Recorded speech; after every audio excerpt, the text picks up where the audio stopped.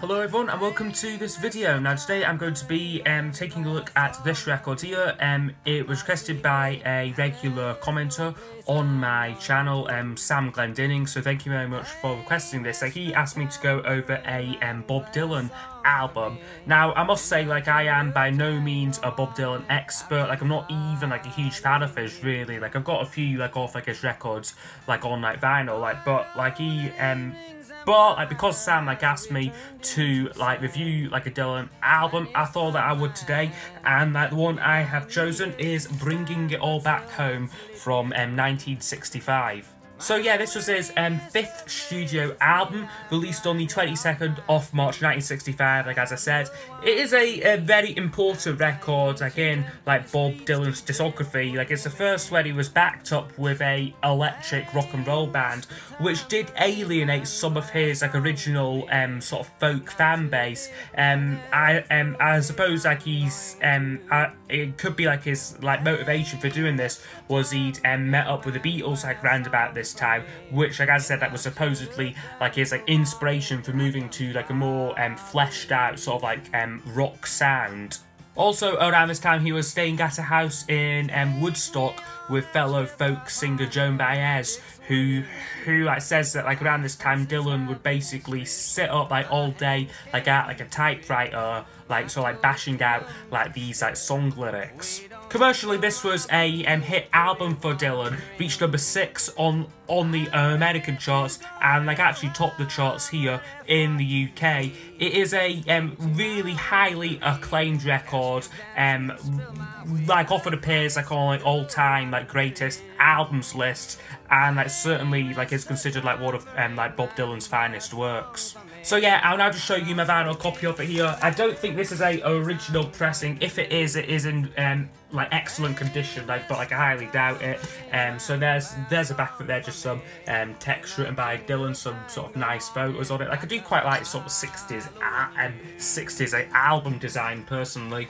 In the sleeve here, just a plain sleeve, and it's on this Columbia record label. So yeah, as I said, I'm fairly sure this is not original. It doesn't have a year on it. It just says 65, but again, I could doubt that it actually was originally issued then, this copy of it. Okay, so I'm now going to go over each of the album songs. I'll score each track out of 10, and then those scores will be used to give us a overall percentage marking for the album.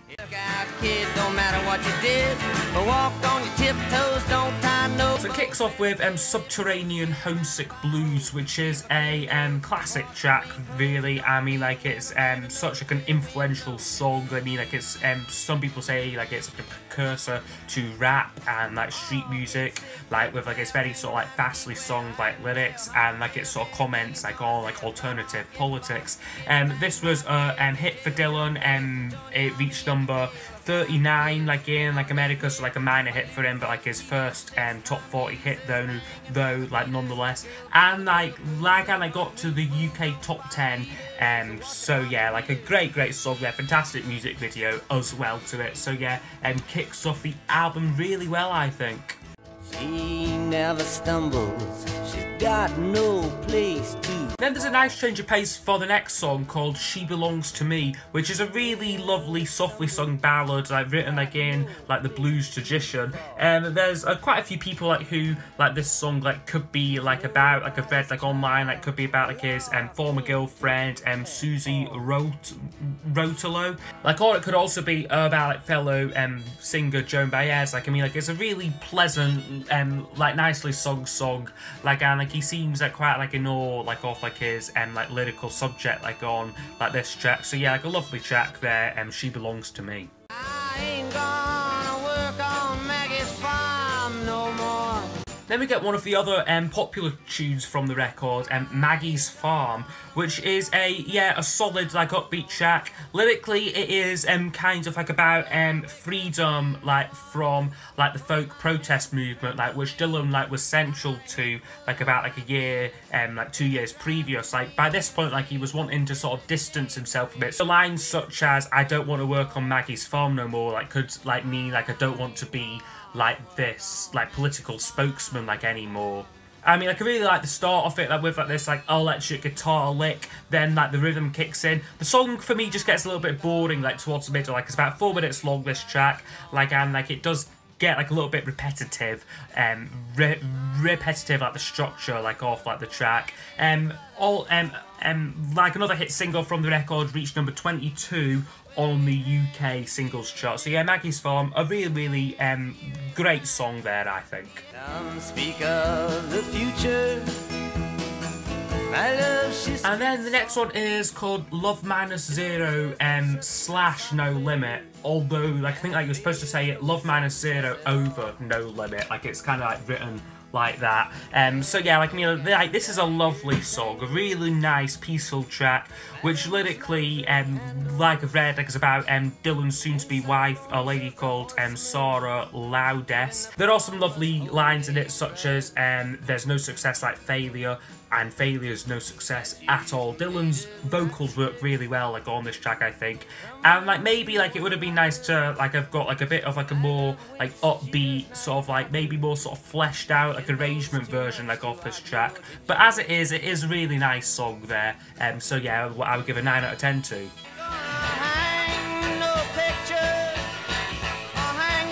Next song is definitely the weakest song so far, like, on the album. It's called Outlaw Blues, which just isn't a brilliant track. It's quite fillery. I mean, it does have a good sort of tough, like, electric guitar sound, like, on it, like, and, like, it kind of provides, like, a toe-tapping beat.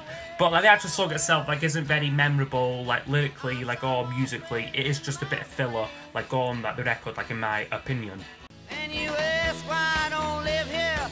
How come you have asked me that? Next one is called On the Road Again, which is another kind of rocking track. This one has a heavy, like, harmonica featured in it. Like, I mean, like, again, it is kind of just based, like, on, like, the 12-bar blues. There's not much kind of creativity, like, in terms, like, of, like, the, like, arrangements, like, and the structures, like, to these songs here. Like, but it does have quite a nice vibe, like, to the track, like, and, like, lyrically, like, it isn't bad either.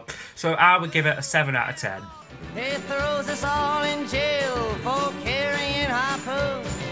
And then we close the first side with a song, Bob Dylan's 115th Dream, which I quite like the start of this one. Like, you get, like, sort of like a missed start, like, with Dylan, like, kind of, like, laughing, like, with, like, the studio, like, engineer. Like, it really shows, like, his, like, human side, I think. Like, again, it is, like, a toe-tapping track, although nothing really groundbreaking, and, like, this kind of style, like, it is becoming a little bit tiresome, like, on the album. Lyrically, the song, like, is very surreal, like, with lots of made-up, like, images, like, and scenarios, like, about, like, the discovery, like, of, like, America.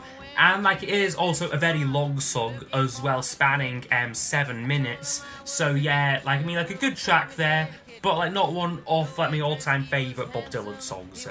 Hey, Mr. Tambourine Man, play a song for me. However, we open up side 2 with a song which possibly could be, like, my favourite, like, Dylan song. Like, it is certainly up there, Mr. Tambourine Man. And also, like, this is something notable, like, with this record as well. Like, it is 2 kind of distinct sides. The first side, like, features, like, a very sort of heavy, like, rock and roll, like, arrangements, like, to most, like, off, like, the tracks. Whereas the second side is kind of longer songs, with, like, mostly just Dylan, like, on, like, a, like, acoustic guitar.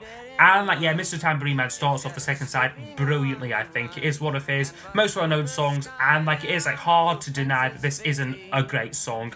Great melody, like, as well, like, which is lacking from, like, a lot of, like, Dylan's, like, other tracks, like, on, like, side 1, like, off this record. I also love, like, the subtle, like, electric guitar, which adds, like, a great counter-melody to the track. Truth be told, though, I probably do prefer, like, the Byrds version of it. Like, they had, like, a major #1 hit, like, with this song. But, like, I mean, like, this is, like, a great song. Like, Dylan, like, does it, like, the way, like, he, like, kind of, like, intended it to be, like, sort of song. Also, the first song, I believe, written for the record. Like, I think, like, he performed it live firstly, like, in about mid-1964. So, like, yeah, I've been sitting on this song for, like, a little while. But, yeah, Mr. Tambourine Man, great track there. A 10 out of 10. Sound ever comes from the gates of Eden. Next song, though, is maybe my least favourite track, like, on the album, it's called Gates of Eden, which I'm only given a 5 out of 10 to. This is quite an underwhelming track, I think. Like, it goes on quite a bit, like it's kind of like a waltz, like in like 3/4 time, like with like these sort of like surrealist lyrics, like about like a decaying society. I mean, it isn't a great track, I don't think. I mean, like, it just gets a bit boring for me.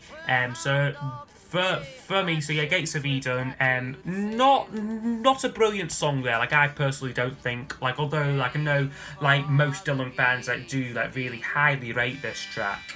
It's alright, Ma, I'm only sighing.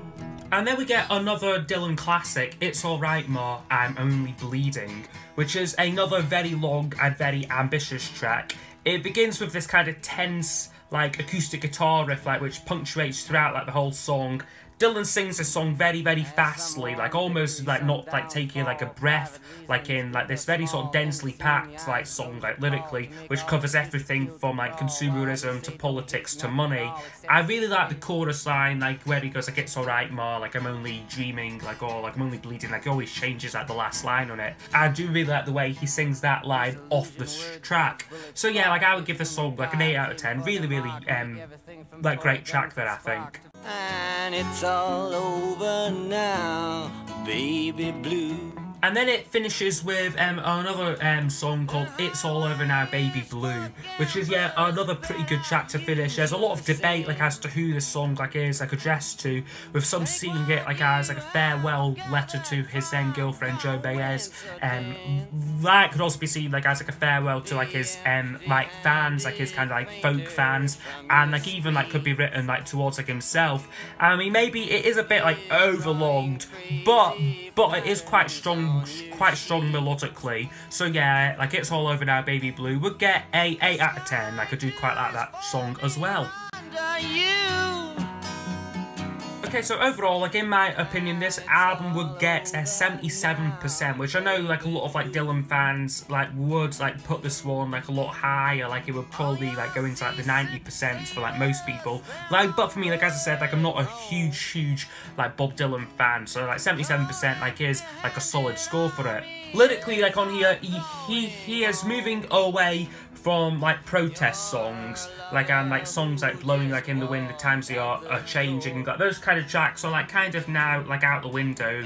Like, it's going for more, like, stream of consciousness, like, kind of, like, lyrics, like, sort of more surreal, kind of made up, but also sort of more personal lyrics as well. And I think it kind of really nicely shows, nicely showcases, like, and combines, like, kind of, like, the early, like, Dylan, like, sound, like, on songs like such as, like, Mr. Tambourine Man, like It's Alright Ma, and It's All Over Now, Baby Blue, and like, also showcases kind of, like, where he was going to go, like, on like Highway 61 Revisited, and Blonde on Blonde, like, with songs like such as, like, Subterranean Homesick Blues and, like, Maggies Farm, like, these more, like, electric, kind of, like, rockier, like, sort of, like, organ driven tracks. Like, I think what works, like, quite well, like, which means that, like, this is, like, quite, like, an all-round sort of really great,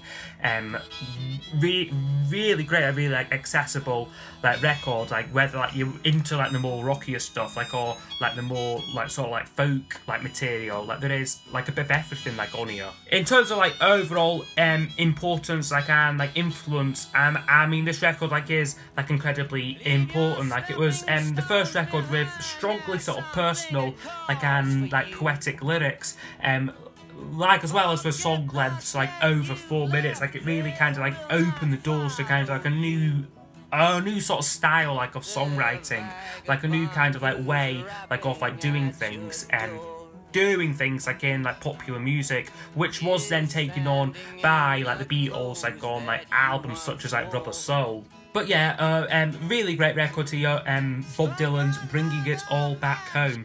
So yes, hope you have enjoyed this review, and I will see you all next time for the next video. Goodbye. It's all over now, baby blue.